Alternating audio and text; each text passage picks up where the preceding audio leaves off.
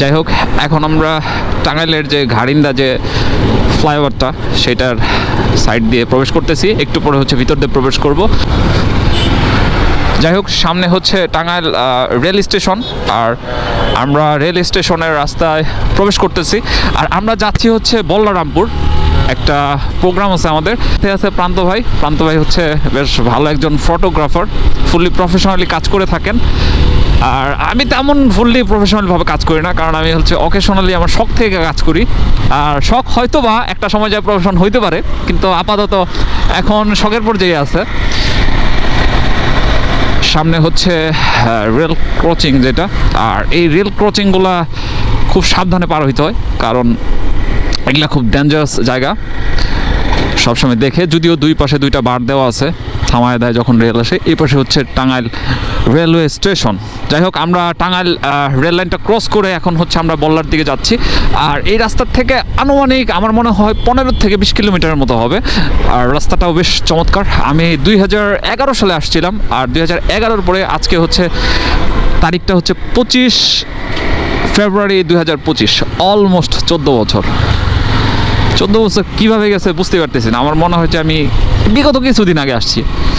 যাই হোক, আমরা যেতে থাকি এবং যেতে যেতে আপনাদের দেখানোর চেষ্টা করি এই টাঙ্গাইল রেলওয়ে স্টেশন থেকে যে বল্লার যে রাস্তাটা, সেই রাস্তাটার সৌন্দর্য। আর শুরুতেই চমৎকার একটা বটগাছ এই জায়গায় দেখতে পাচ্ছি, আর ডান একটা ব্রিজ। আমরা কি সোজাই যাবো প্রান্ত ভাই? এটা গাড়িন্দা বাজার না? আচ্ছা, আমরা গাড়িন্দা বাজার ক্রস করতেছি। যাই হোক, বাজারটা বেশ চমৎকার লাগতেছে। এই পাশে একটা কি, এটা বড়ই গাছ, এত বড় বড়ই গাছ না, অন্য কিছু গাছ হবে। যাই হোক,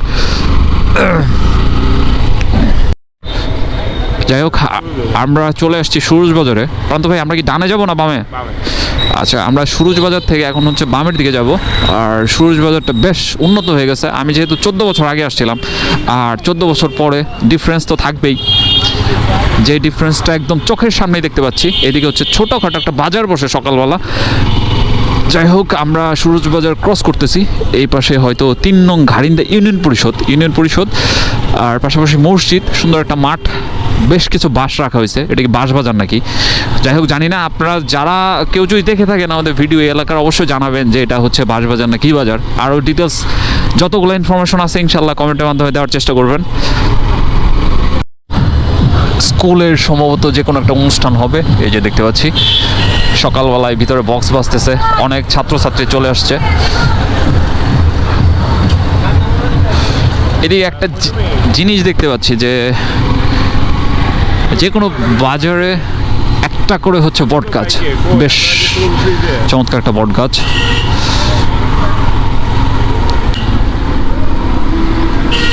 সামনে হচ্ছে সুরুজ ব্রিজ। তো চলুন আমরা দেখি সুরুজ ব্রিজটা কেমন।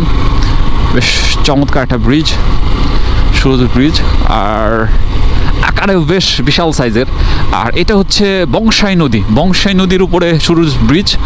বংশাই নদীতে সারা বছরই হরদম পানি থাকে। তাই এই জায়গায় একটু দাঁড়াবো, আপনাদের নেমে দেখাই সুরুজ ব্রিজটা কেমন, আর নিচে পানি কী অবস্থা কেমন আছে। যদিও পানির কালারটা একটু ডিসকালার হয়ে গেছে। ওইদিকে বেশ কিছু চর দেখা যাচ্ছে অনেক দূরে, এপাশেও দেখতে পাচ্ছেন। আর এই নদীটাতে ভরপুর মাছ থাকে, আর মাছের সাইজগুলো বেশ বিশাল হয়। যাই হোক, আমরা যাচ্ছি বল্লা। আর যাওয়ার পথে এই যে রাস্তাটা দেখতে পাচ্ছি, এর আগের রাস্তাটা বেশ ভালোই ছিল, বাট এইটুকু রাস্তা একটু খারাপ।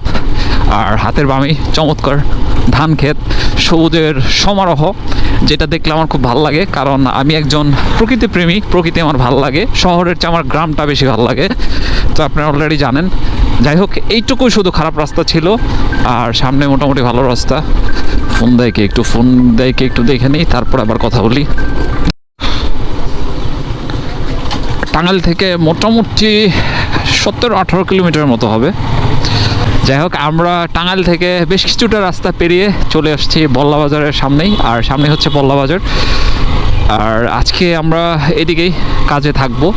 আর অনেক বছর পরে আসলাম, ভালো লাগতেছে, নতুন পরিবেশ। সাথে আছে একটা ভাই, প্রান্ত ভাই, উনি হচ্ছে ফটোগ্রাফার প্লাস সিনেমাটোগ্রাফি করে।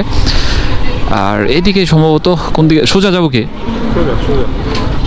বেশ চমৎকার একটা মসজিদ দেখতে পাচ্ছি হাতের বামে।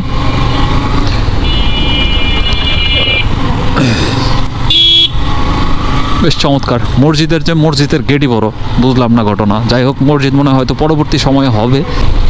দুই ভাই টেলিকম, সিংগাইর, কালীহাতি, টাঙ্গাইল। আমরা আছি এখন হচ্ছে সিংগাইর আছি, একটু সামনেই হচ্ছে বল্লা। তাহলে আমরা বল্লা চলে আসছি, আর এই রাস্তাটা ধরে একটু সামনে যেতে হবে। অনেক বছর আগে আসছিলাম, এর জন্য তেমন চেনা চেনা লাগতেছে না, অনেকটাই অচেনা লাগতেছে। যদিও স্কুলটা হচ্ছে আরেকটু সামনে সম্ভবত।